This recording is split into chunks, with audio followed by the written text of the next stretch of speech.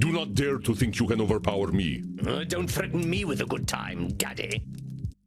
Video games sometimes are absolutely fantastic in that you can dream up all kinds of weird and unique and wonderful concepts and then make them come to life, and they don't seem nearly as batshit crazy as what you might expect them to be.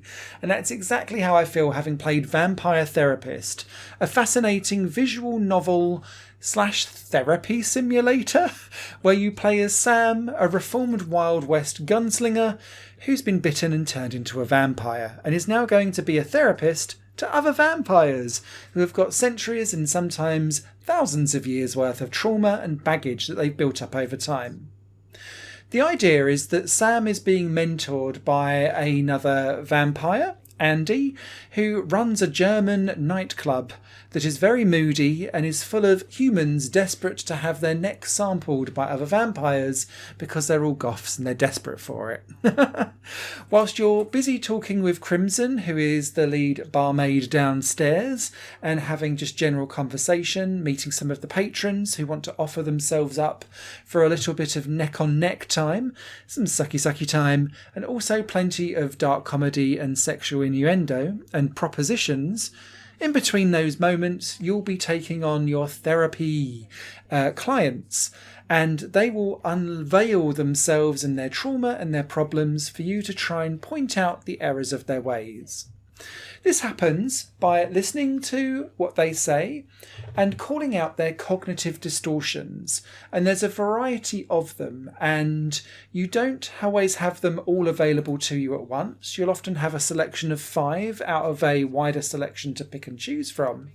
But as people talk about themselves and you ask questions, you'll be able to call out where they're tripping themselves up mentally and causing their own problems that they then need to work through. So one of the easiest examples of this is something called Nosferatu thinking, which is making everything black and white and that there's no grey area in the middle, and that something must be all or nothing, for example. Another one is should statements, and that's almost like manipulating yourself into forcing pressure upon yourself. So I must always or should always do something, or I should take responsibility for my actions, or I should always do the good thing, then puts that undue pressure and makes something that you might enjoy now a chore because you've applied the pressure to it. There's lots of these different cognitive distortions, and you must choose the right one in order to make sure that your therapy session runs well. But Vampire Therapist isn't a game that will constantly walk you down dark paths and give you a bad ending.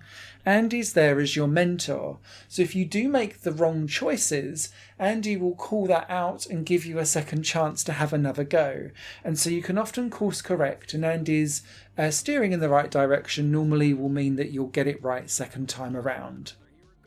There were a couple of occasions where I was left juggling between 2 cognitive distortions, not knowing which one I should choose. And whilst there is definitely some nuance, and Andy will call that out, on a rare occasion I felt like I chose the right one and the game then kind of did a U-turn and was like, no, you should have gone for the other one.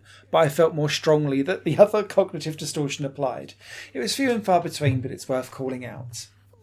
One of the best things about this game, though, is the voice acting and the script that goes with it. Each character that you interact with, be that Andy, the Sam that you play as, Crimson as the barmaid, they're your regular stays and will keep cropping up time and time again. They're well fleshed out characters with lots of layers, but they are jokey and approachable and bring light relief to things that are actually quite dark and difficult topics to get your head around and chew. And each of the characters that you interact with as your clients, those vampires are highly distorted caricatures of different types of people. So you've got like an extreme narcissist, for example. Someone has become numb to the world through fame and is bored shitless and is just playing with their fans and has become a little bit over the top. Another one hates themselves so much that they're busy bringing a plasma potion to transform them into a more sexually aware and promiscuous and animalistic version of themselves. Because these interactions are quite snappy and often have a dark comedic theme running through them. The voice actors get to be quite bombastic with the way how they play back and forth from each other, and whilst you're constantly calling out their cognitive distortions and winding them up probably as a result, it means that you feel like you're interacting is part of the story and along for the ride. 99% of this game is choosing which cognitive distortion relates to that client and then scanning through their book and your notes to try and work out which are the best cognitive distortions to take into the next session, because you're choosing from a selection of them. There are a couple of mini games. One is a timing based bite the right vein, and another one is a breathe in and breathe out, pressing and letting go of a button to have a meditation to clear your mind before a session. But these are optional and skippable if you just want to stay purely on the visual novel path. I thoroughly enjoyed myself playing Vampire Therapist, and would recommend it to anyone that enjoys visual novels with a dark comedic twist and some meaty subjects and some substance that comes out of it too. Whilst there is a lot of fun with the visuals and the voice acting and it's very over the top at times, it's packaged the self-loathing and self-sabotaging principles of these ways of thinking in a way that you could probably apply it to your own life. And whilst I'm sure this is Psychology 101 and it's the first things that you probably learn in the real world when you're doing a psychology class, I found this in approachable format and an actionable format. And so a game about vampires that you could actually benefit from in real world terms? What's not to love?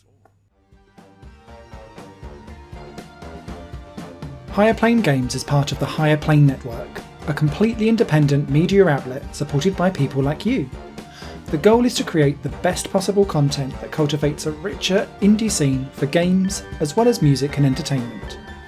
To find out more and to get involved, visit patreon.com/higherplane-network. Your support makes all the difference, and in return you'll gain access to bonus content and downloads. Thank you for watching.